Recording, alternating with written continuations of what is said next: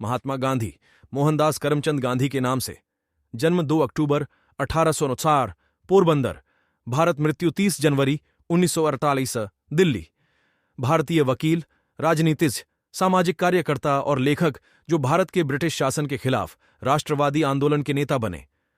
इस प्रकार उन्हें अपने देश का पिता माना जाने लगा। गांधी जी को उनके सिद्धांत के लिए अंतर्राष्ट्रीय स्तर पर सम्मानित किया जाता है। राजनीतिक और सामाजिक प्रगति प्राप्त करने के लिए अहिंसक विरोध, सत्याग्रह।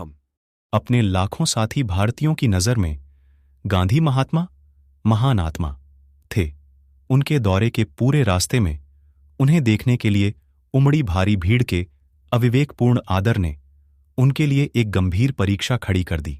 वह मुश्किल से दिन में काम कर पाता था या रात में आराम कर पाता था। उन्होंने लिखा, महात्माओं की व्यथा केवल महात्माओं को ही झांत होती है। उनके जीवन काल में ही उनकी प्रसिद्धि दुनिया भर में फैल गई और उनकी मृत्यु के बाद इसमें वृद्धि ही हुई।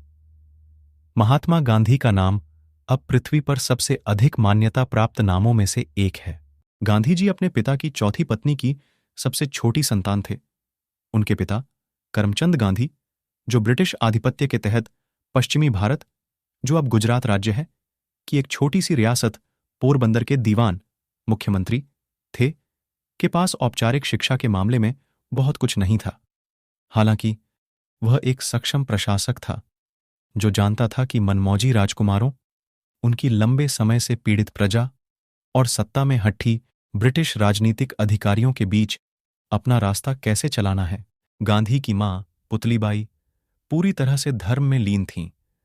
साज सज्जा या गहनों की ज्यादा परवाह नहीं करती थीं। अपना समय अपने घर और मंदिर के बीच बांटती थीं।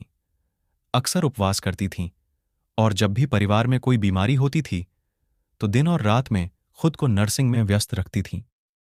मोहनदास एक तंग घर में पले बढ़े वैष्णववाद, हिंदू भगवान विष्णु की पूजा की प्रबल भावना के साथ जैन धर्म एक नैतिक रूप से कठोर भारतीय धर्म है, जिसके मुख्य सिद्धांत अहिंसा और यह विश्वास है कि ब्रह्मांड में सब कुछ शाश्वत है।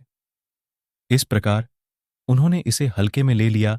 अहिंसा, सभी जीवित प्राणियों को नुकसान न पहुंचाना, शाकाहार, आत्मशुद्धि के लिए उपवास और विभिन्न पंथों और संप्रदायों के अनुयायियों के बीच पारस्परिक सहिष्णुता। पोरबंदर में शैक्षिक सुविधाएं अल्प विकसित थीं।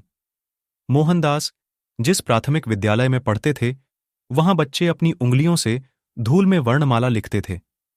सौभाग्य से उनके पिता एक अन्य रियासत राजकोट के दीवान बन गए। हालांकि मोहनदास ने कभी कभार स्थानीय स्कूलों में पुरस्कार और छात्रवृत्तियां जीतीं, लेकिन उनका रिकॉर्ड औसत दर्जे का था। टर्मिनल रिपोर्टों में से एक ने उन्हें अंग्रेजी में अच्छा, अंकगणित में अच्छा और भूगोल में कमजोर का दर्जा दिया। आचरण बहुत अच्छा, खराब लिखावट। उनकी शादी 13 साल की उम्र में हो गई थी और इस तरह स्कूल में उनका 1 साल बर्बाद हो गया। एक भयभीत बच्चा, वह न तो कक्षा में और न ही खेल के मैदान पर चमक सका। जब वह अपने बीमार पिता, जिनकी उसके तुरंत बाद मृत्यु हो गई, की देखभाल नहीं कर रहे थे या घर के कामों में अपनी मां की मदद नहीं कर रहे थे, तो उन्हें लंबी एकांत सैर पर जाना पसंद था। उनके शब्दों में उन्होंने सीखा था बड़ों के आदेशों का पालन करना, न कि उनकी अनदेखी करना। इतनी चरम निष्क्रियता के साथ यह आश्चर्य की बात नहीं है कि उसे किशोर विद्रोह के द्वार से गुजरना पड़ा, जो गुप्त नास्तिकता, छोटी मोटी चोरी, गुप्त धूम्रपान और उन एक वैष्णव परिवार में पैदा हुए लड़के के लिए सबसे चौंकाने वाला मांस खाना था। उनकी किशोरावस्था शायद उनकी उम्र और कक्षा के अधिकांश बच्चों की तुलना में अधिक तूफानी नहीं थी। जो बात असाधारण थी वह यह थी कि उसके युवा अपराधों का अंत किस प्रकार हुआ। प्रत्येक पलायन के बाद फिर कभी नहीं, उसका खुद से वादा था और उसने अपना वादा निभाया। एक अस्वाभाविक बाहरी रूप के नीचे उन्होंने आत्मसुधार के लिए एक ज्वलंत जुनून छुपाया, जिसके कारण उन्होंने हिंदू पौराणिक कथाओं के नायकों को भी अपने साथ ले लिया, जैसे कि प्रहलाद और हरिश्चंद्र सच्चाई और त्याग के महान अवतार जीवित आदर्श के रूप में। 1843 में मोहनदास ने बॉम्बे विश्वविद्यालय, अब मुंबई विश्वविद्यालय, की मैट्रिक परीक्षा पास की और भावनगर के सामलदास कॉलेज में दाखिला लिया। चूंकि उन्हें अचानक अपनी मूल भाषा गुजराती से अंग्रेजी में स्विच करना पड़ा, उन्हें व्याख्यानों का पालन करना काफी कठिन लगा। इस बीच उनका परिवार उनके भविष्य पर चर्चा कर रहा था। यदि उसे अपने ऊपर छोड़ दिया जाए तो वह डॉक्टर बनना पसंद करता, लेकिन विविसेक्शन के खिलाफ वैष्णव पूर्वाग्रह के अलावा यह स्पष्ट था कि यदि उन्हें गुजरात के किसी एक राज्य में उच्च पद संभालने की पारिवारिक परंपरा को बनाए रखना है तो उन्हें बैरिस्टर के रूप में अर्हता प्राप्त करनी होगी।